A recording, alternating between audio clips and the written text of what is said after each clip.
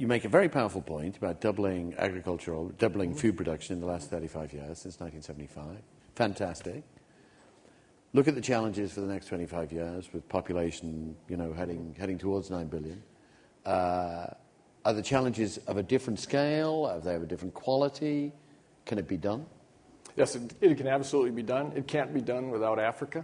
And so we all collectively face the challenge of capitalizing agriculture. 60% of unexploited arable land on the planet?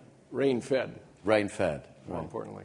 Right. And so clearly we're going to have to replace some production in other parts of the world that have been raising food with fossil water. And there are places where that will ultimately deplete. So I think we can do it with a very, very small increase in the number of acres brought into production, provided that we raise the right crops with the right technology on the right land, which implicitly says we're going to have a global food system that involves some trade, since the natural endowment's somewhat uneven. And I'm just wondering if you can think of particular challenges to the way in which you have to do business in the NGO sense too, that comes from the fact that we now have a global food market, a kind of global commons, a global sense of what natural resources really are. Mark? I'll take a shot. Go ahead. Yeah. So one of the things that's quite evident is in the expression, whether it's the outcome of social media or just the fact that the world is far more curious about the how and the where of their food. But we have said that in a world where nothing can be hidden, you better have nothing to hide.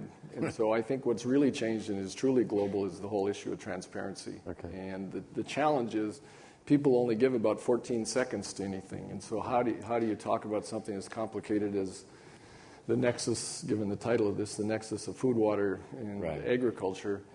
How do you get people to understand it in a way they feel like they've been dealt with transparently, but to do it in time sequences that fit with the way in which they learn and seek information? So if you're sourcing soybeans or palm oil or whatever it is from somewhere that people challenge, people allege is being done in an environmentally unsustainable way, you'll hear about it in a couple of days, right?